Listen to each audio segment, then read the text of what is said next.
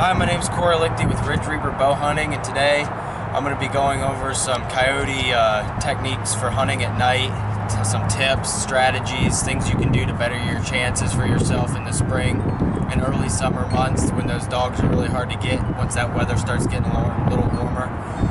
Here in Ohio today, we got a little bit of a cold snap this past week. I shot one last Saturday on a cottontail distress call. Worked out quite nice, sat there for about 10 minutes and it came running right in. I'm sorry if there's any wind distortion. It's 40-mile-an-hour gusts here today.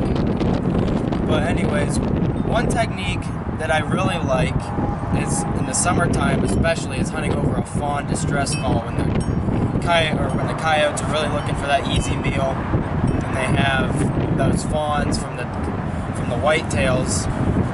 And that's a nice easy meal for them coyotes to get to. But one other technique I like to use, and it's a year-round tool that can really work, is hunting over a dead calf. Now I work on a dairy farm, so I have loads and loads of dead calves, probably upwards of 7, 8, 9 a month that I can take home and trap with them, using them as bait, hunt over them, and anyways. So here today, we got this calf from the dairy farm, and it's probably a 90-pound, 100-pound calf. So what we're going to do today is we're going to take a drive to a field that I like to hunt in.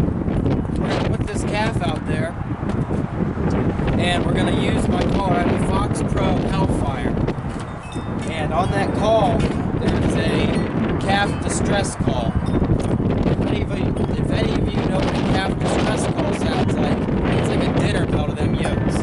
So we're going to take this calf here. Sorry if any of you get mad over this, but yes, it does happen. Yes, calves do die. It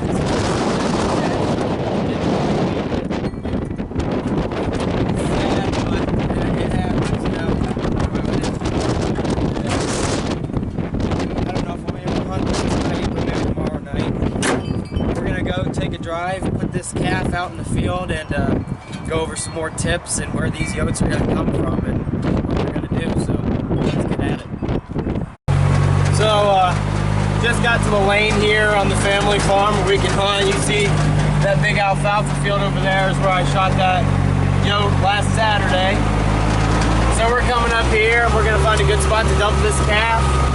We got cut corn here. We got a big pond back here. Hopefully just find a good spot. And there's a deer shed right there.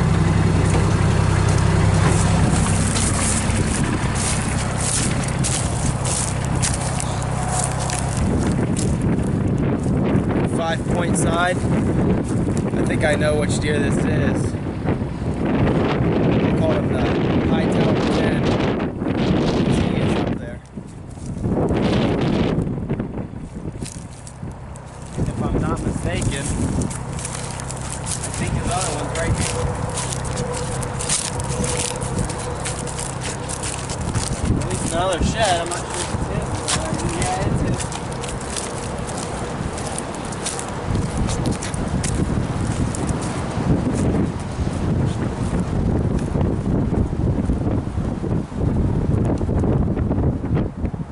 Really good deer next year. I got this buck on camera. The first time I ever saw him was December 25th after I'd shot my 10-point this year. This one's not quite as big as my 10, but next year this guy, he'll be a giant. Not even to where we're dumping the yote yet. We're already having a good day.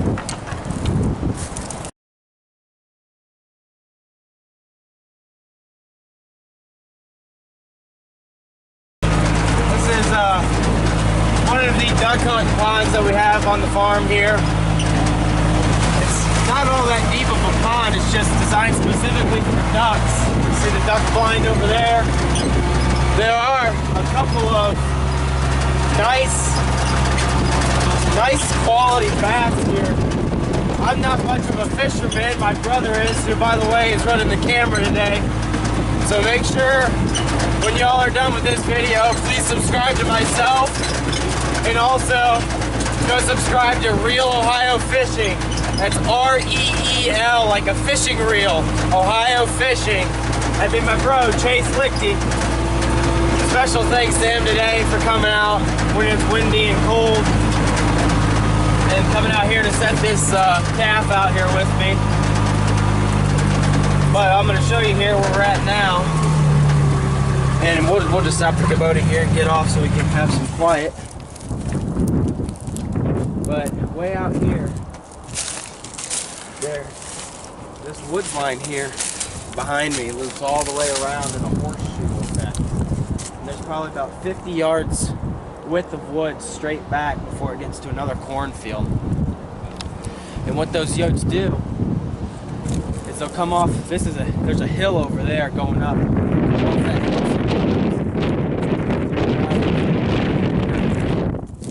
And you can see right over here, I don't know if you can see, there's 2 grain bins. And just on the other side of this little creek here is where I shot that last yote. These yotes like to get out in these open fields for those easy meals. When I take that calf out there, that sound projects through this whole valley here. That's one of the best strategies for springtime coyote hunting. You want lots of sound, and if you can, you want good bait. And if you can match the sound with the bait that you have, even better. Wintertime, it's not as hard. Food's scarce, everything's hiding, everything's cold, so it's underground. Rabbits are staying tight. Deer are all grown up, they can get away easier.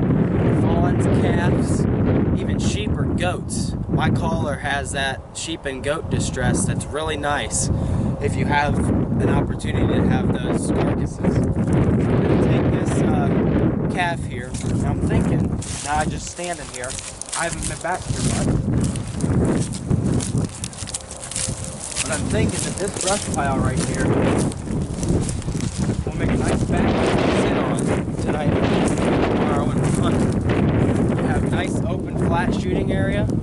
My spotlight will carry across this whole valley here. There's a little bit of a divot here. Is that a deer standing there? Or is that just part of a tree? Tree. Look at deer. I'm all excited. I'm a bigger deer hunter than I am anything. Surface here. And even though it is a little windy and the wind is not perfectly set tonight, you can see how the wind's blowing. It's blowing straight into the wind. Odds are I won't be hunting here tonight. I'll probably be saving this for another time. But even when I don't have a calf to use, it'd still be perfect to come down here with a cottontail distress call. And on that Fox Pro Health line, there's 2 preset lines, and I highly recommend this call. I just picked it up yesterday, but I've already used it. I set 3 sets last night. We saw 2 or 3 coyotes. Never got a shot. They didn't quite come in. I think they might have been males. The one I shot was a female, so the males probably got a little bit suspicious. But those 2 presets. Preset 1, I have it as a coyote pup distress call. Preset 2 is the cottontail. So when I turn the caller on, I put it on the preset 1 or preset 2. Just press preset 2 and the cottontail call goes off. Now this call has what's called a fox bang. So when you pull the trigger on your gun and it hears that shot, it automatically switches to preset 1. So what that does is after that cottontail goes and you call in a coyote and you shoot that coyote and it hears your sound of the gun, automatically switches to that coyote pup distress, which in my mind will make those coyotes that didn't come into the call seem like I just shot one of their young, and it'll make them come in to protect them. So we might even get a couple coyotes on one sit. So what we're gonna do here, I'm gonna hop on the Coyote. I'll actually stay here and just kind of record me going out there. I'm gonna put that calf 75 to 100 yards out from this brush pile here. It's dark out. You can really skyline yourself at night. The red spotlight does help. When you have a red or green spotlight, the coyotes can't see it. So when you're shining it in their face, they don't know that it's shining in their face, but they can't see you then because they can't see through that red or green light. So it's kind of like a camouflage. You can go out here and put on clothing. As long as you have a red or green light shining in their face,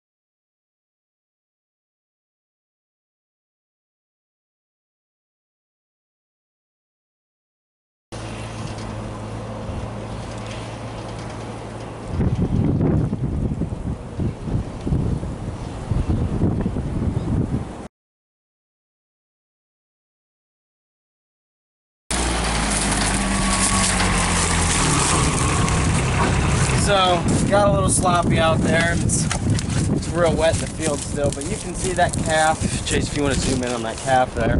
That's perfect distance there. That's just where I like to shoot at night. You don't want to take too far shots at night, but you don't want them too close unless you have a shotgun. Shotgunning's kind of hard. You don't really have anywhere to mount a light on your shotgun. So I like to use a rifle, and then if I have a second person, take a secondary gun, which would be my shotgun with a super full choke in it. Sometimes I take some buckshot. Other times I like to stick with sixes. It can vary. If you got a good enough choke and it's not so windy and they're close enough, it'll put a yoke down. One, maybe two shots, secondary follow-up shot just to be sure. But sixes, you get a lot more BBs in there than just buckshot, and you just don't have the size of BBs that you do with buckshot. So it's kind of a trade-off. But so we'll see if the wind dies down tonight. I'm hoping either wind switch or wind needs to die down substantially, or else we're gonna need to hunt this some other time. But those yotes will pick up on that calf for a couple days, and if not, if I can't get to hunt in here the next couple days or so, I'll just get another calf from the farm, either our family farm here or the dairy farm that I'm working at. So yeah, should be good.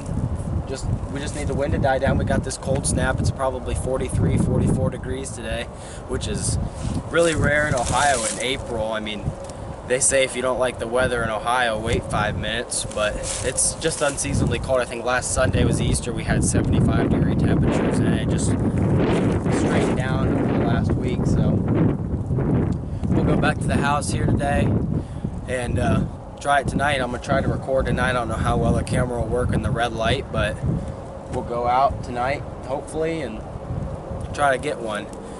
Thanks for watching. Be sure to subscribe to my page, and be sure to subscribe to my bro's page, Real Ohio Fishing. Thanks, guys.